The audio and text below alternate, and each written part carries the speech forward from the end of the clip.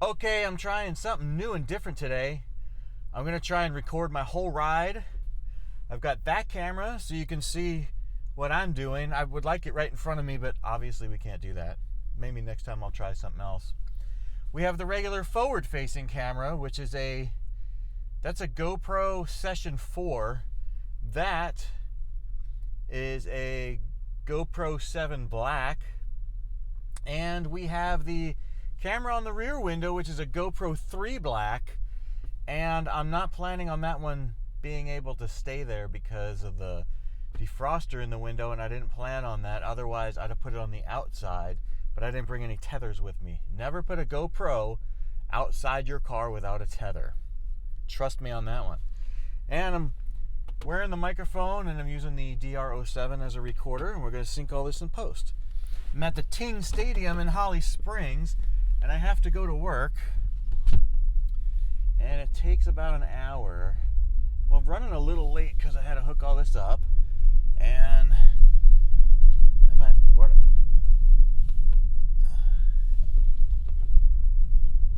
I'm gonna see if I can maybe take the streets most of the way because I'll see more stuff,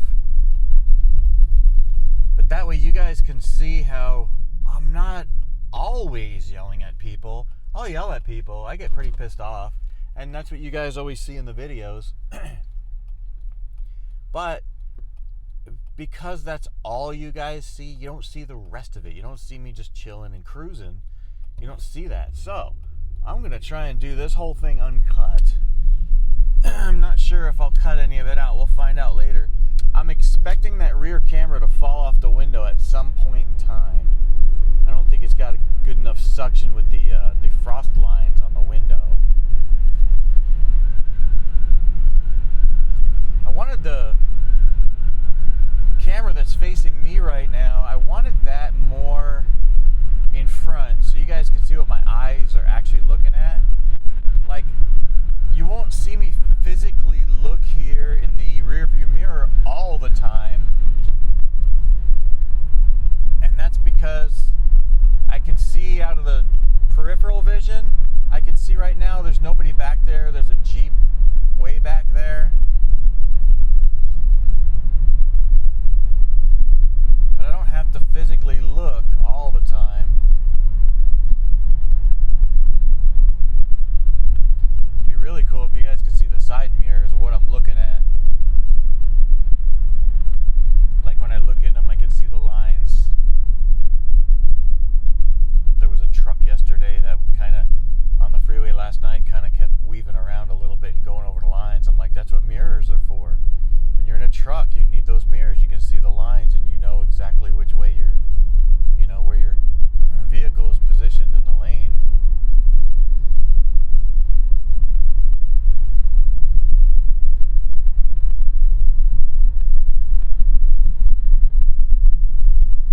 I'm hoping that rear camera stays there because then you guys can see, if I come to a stoplight, you'll see the people texting behind, which is like an all the time thing.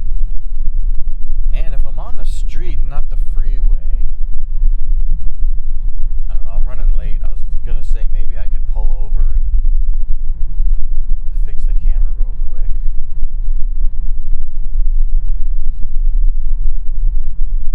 These people turning from over here. Next time, pull all the way to the curb and turn right, people. There's no reason to do that.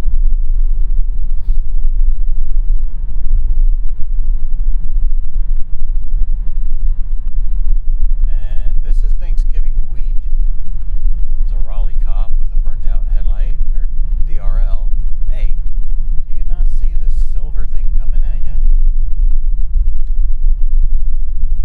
This is why I say it's an all-day adventure, because when you guys are seeing the videos, you might think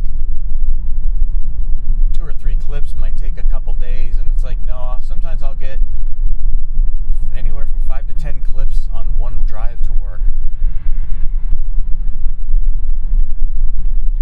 You never really know.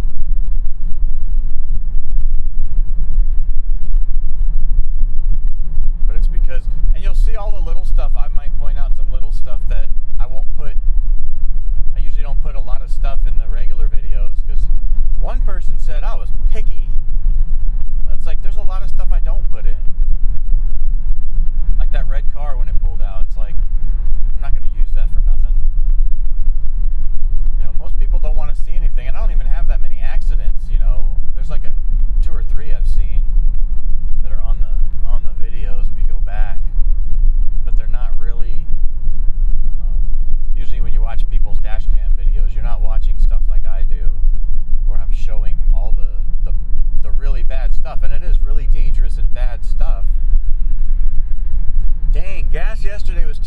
too, it jumped to $2.49 in one day.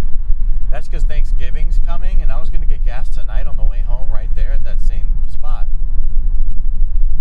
That sucks that they jumped it up like that.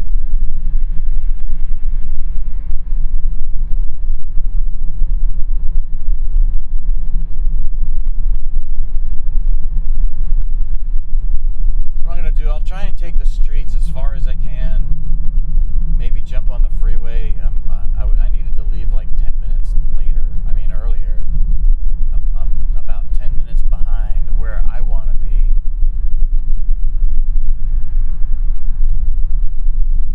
Usually if I take the freeway, I'm going to take the freeway right now, because usually if I take the freeway right now, I'll get there with 15 to 20 minutes before I have to clock in. It's going to take me time to unhook all this stuff and put it away. The car in front of me's front window is just broken up. I got tons of cracks in it. And usually when I'm only using the one forward camera, I talk the entire time anyway, unless I'm listening to music. And I talk to the camera and I point out every little thing that I see, just in case something happens. So like I just pointed out these people's front window, it's no big deal. It doesn't really matter. I just say that out loud on the camera just in case, like if I see somebody like speeding and they go flying by like really fast, I'll say their license plate out loud, and I'll say to the camera, I'm just mentioning this just in case.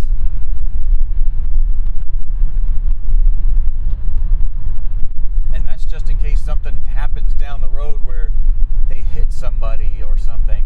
I'll have it on the camera, and I'll know when I'm looking in the computer, hey, white car, this is for the white car, just in case, and if something happens, at least I'll know. If nothing happens, I just don't do nothing.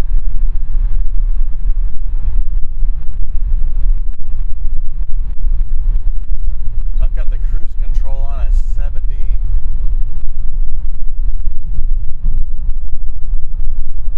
I just looked at that mirror to look back up the on-ramp. I always do that on the freeway. I'm going to look as far ahead as I can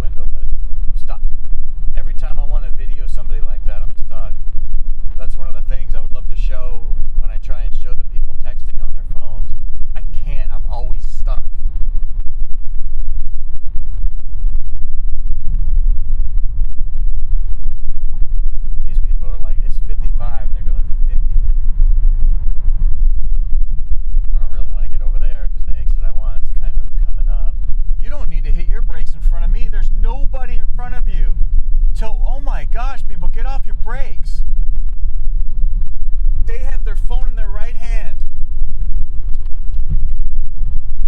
That's why. They got their phone in their right hand. Look at that, you stupid lady. Stupid lady.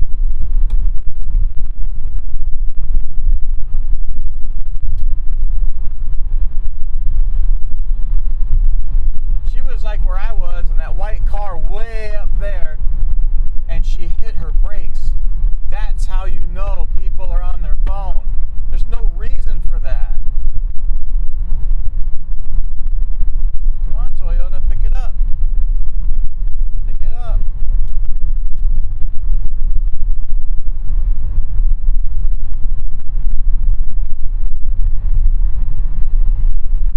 I gotta sneeze. Sorry.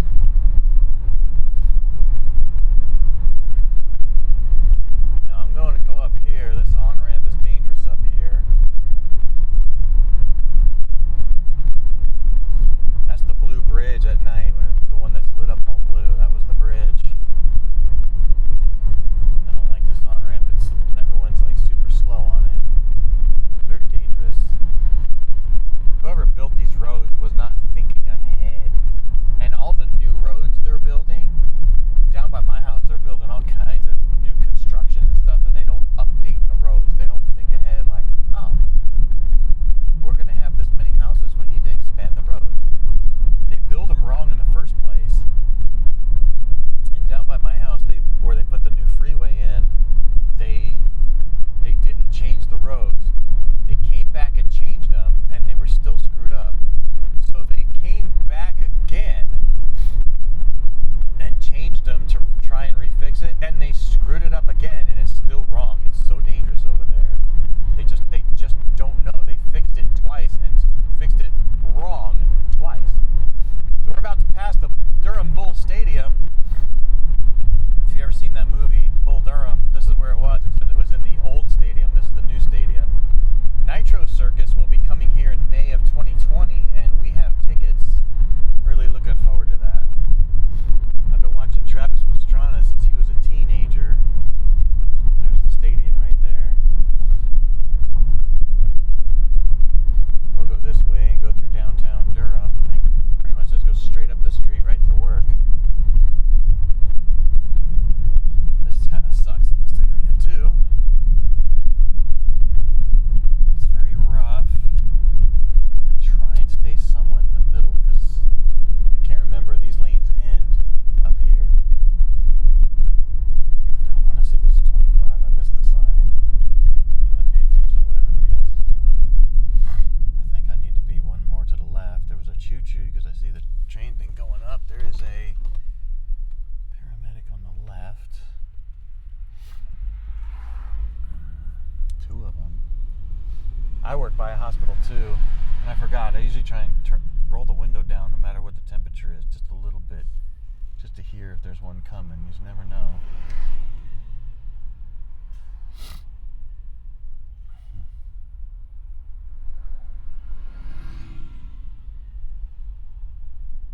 They're all looking at something.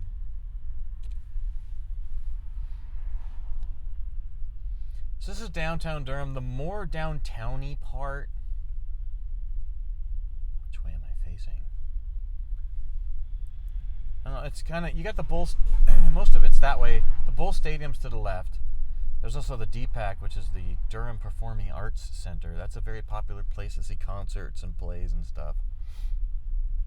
I think that's on that side. That person's got their phone in their left hand in that Civic. I swear, man, what is wrong with these people? Guy's got 2 arms of sleeves of tattoos. Not that that matters anything, just thought I'd say that.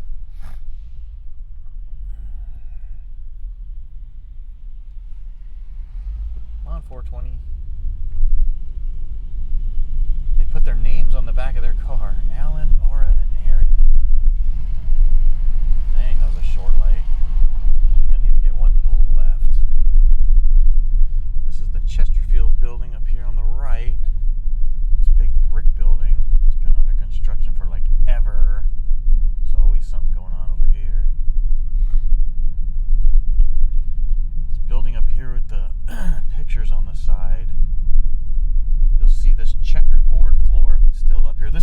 So right to the left right here is where the 11'8" bridge is, which they just raised, which sucks. The Brightleaf Square is that way. It's a shopping and restaurant district right there. Where street was that? Peabody. I'm on Duke Street. It's a one-way street. That was Peabody. If you turn right there, that's a two-way street. You can find parking right there. The next light down is the 11'8" bridge, which now it's 12 something. So up here where this fence is, just past this colorful building, you see where the things are blown out? Where the checkerboard floor is right here. There used to be a building there. It exploded. Oh wow, they're tearing down. It ruined all these buildings right here. It was a Porsche, like a specialty Porsche dealership, and it wasn't the building itself that exploded. They were doing some construction, of course, hillbillies, and they popped a pipeline, a gas line, and it exploded, and that building exploded. And on the 11'8" bridge, I can't remember the guy's name that does that. If you look up the 11'8" bridge's YouTube page, you'll see it. I forget his name. It's like Rovo or something. I can't remember the name of the channel. And you'll see it. He's got it on there, like the shockwave from the cameras that picked it up, because it's right down the street. And you can hear the explosion in the cameras. You can see the cameras shake, but it's not on that street. It's on the next street over. And then there's probably news articles online and stuff about that. But it was like a massive explosion. And it destroyed the entire Porsche collection and the building. I'm not sure. You'd have to go back and look and see if anybody was hurt. I would assume, if somebody was in a bulldozer or something digging, that they got hurt. Especially because it's not like a leak. It was like an explosion. Now going through the hood,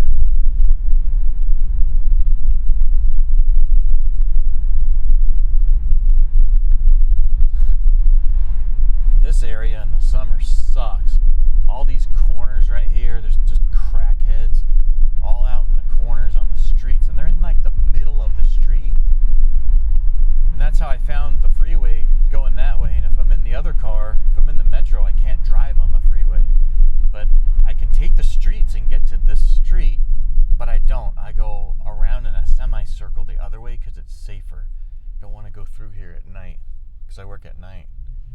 Of course, right now I'm on a second shift. I do kind of I come in the daytime and leave at night. I used to do third at this same place. Third's way better. Third shift, I've always been on night shift at almost every single job I've ever had. Third shift is the one you want. Believe it or not, you'll see your family more because you're working while they're sleeping. You come home and everybody has breakfast together. You can take the kids to school. And then if your spouse works, they're off at work, kids are off at school, you're sleeping all day. You're home. You're home if people need you. If the kids get sick at school or something. But then you wake up, pick up the kids from school, spouse comes home from work, everybody's hanging out, having dinner together, watch a movie, and then you go off to work. And you start the cycle all over. Believe it or not, you see your family a lot more when you're on third. Second shift is the worst one. Everyone's coming home, you're going to work. You come home, everybody's sleeping. You can't stay awake all night, so you end up going to sleep. They end up all waking up and going to their daily thing. You really don't see your family hardly at all. It's really bad. So you either want first shift or third. I just think third's better. You're going the opposite way of all the traffic, whether it's in the morning or at night. It's cooler in the summertime.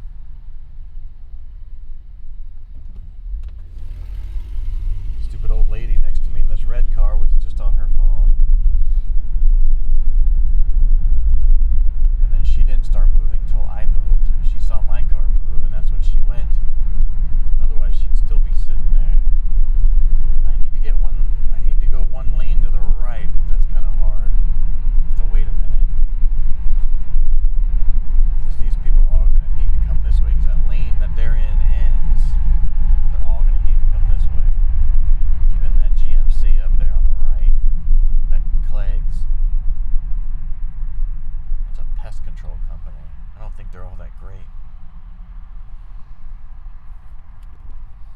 can do your own pest control, go to a landscape chemical dealer by your house. Sometimes Tractor Supply has stuff or whatever. Anybody that where you can get yard stuff, you want to find something called bifenthrin. And if you've never heard of that, if you ever go to like Lowe's, Home Depot, or Walmart, there's a thing that they sell. It's Ortho. It's made by Ortho. It's called Home Defense. A little bottle, like a 1.5 gallon thing. It has a little pump sprayer type thing on there. So if you read the ingredients on that bottle, it'll say bifenthrin is the main ingredient, and then it has some other little ingredient, 0.0 something percent, and then it'll say 97% other. That other is water. So all they're doing is they're taking a bifenthrin concentrate, mixing it with water, and sticking it in the bottle. I hear a Harley, and I'm wondering if it's Travis.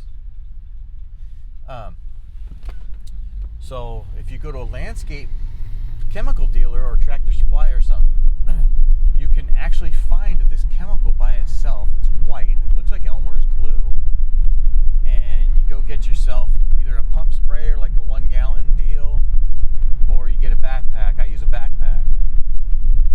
And what they tell you on the Home Defense bottle, that's not Travis. What they tell you on the Home Defense bottle is spray the perimeter of your house inside and out. So you go around the corners on the floor of every room, and then go around the foundation of your house outside. It works. That stuff totally works because the bifenthrin actually works. What they don't tell you is it goes by weight as far as animals and bugs are concerned. So bigger bugs, it might not hurt. Little bugs, it will. So what they don't tell you is you can spray your entire lawn, your driveway, your walkway, your trees, your bushes, your walls, your ceilings, your entire floors. You can spray everything. Wait about 10 minutes, it dries. So what it looks like when it dries, if you were to spray the window, so like I spray the whole front door on the house, and where the porch is, the light, the whole outside of the house, the windows, the walls outside of the house, like I blanket the whole house. I spray everything. If you spray the window, you'll see it'll look like it rained and it dried like hard water spots. That's what it looks like. So once it's dry, it's safe for your pets. And because it goes by weight, your pets are too heavy for it to hurt them. Yeah, if you drink it straight, yeah, of course you're going to get hurt. And you're going to want to mix that stuff 1 ounce per gallon. Now I have a backpack sprayer. It's 4 gallons, so I do 4 ounces in that backpack. And I spray all the trees, all the bushes and everything. And then you hear all my neighbors complaining about, that's not an F. That guy stuck, that F on there is so crooked. They stuck the F Sport on their Lexus. That is not an F car. That's like a GS or an ES. And I don't think they have an F for that. Let me know if you know about cars. I'm going to look that up. I don't think that's right. And it was so crooked, that's why I said the dude stuck it on there himself. There's no way. But anyway, I'll see all my neighbors complaining about all the mosquitoes they're having and the bugs in their house and stuff. And we don't have any. And I do that at least twice a year. It's good to do it every quarter because the rain will wash it away, but then it takes time for the bugs to kind of creep back in from the foundation. But I spray the fence. I spray everything. It's awesome. There's no bugs in our house. So when they land at night, like on the porch light, they'll die. And you'll come home, like if you work at night and you come home in the morning, they're all laying on the ground. They're all dead. They can't touch it. They'll land on the walls. The mosquitoes will land on the walls. You'll see them laying on the floor. It kills everything. It's so awesome. Do not do it by a stream. It will kill aquatic things. Is that a Stinger? There's a Kia Stinger over there. People make a big deal about the Kia Stinger. It's still new. I don't really care. There's no way. That's an LS. I told you. That says LS 450L. I don't even know what that is. It's like half of like an ES and half of an IS. But that person's got their phone in their right hand, their Chrysler 300, which is garbage. Chryslers are just garbage. They're Daimler. They're owned by Fiat. Fiat's Italian for fix it again, Tony. You not know these things, people? You gotta do some research. I'm on the back side of the hospital.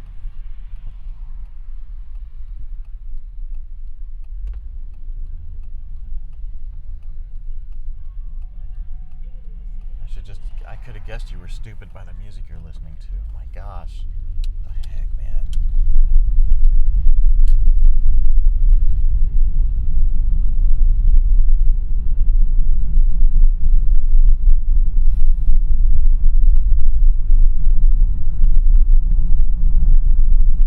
Oh, that's where the ortho guy is.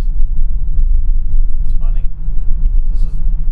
What is this called now? I guess this is now called Duke Regional.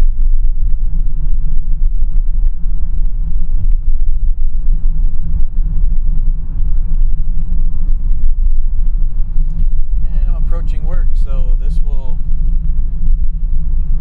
be ending in a minute.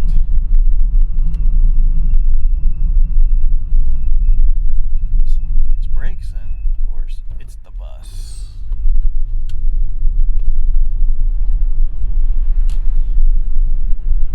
And I'm on time. Not by much. This drives me nuts, this dirty turn lane. It's so full of glass and garbage. The people, they don't clean their streets. They have no street sweepers. It's terrible.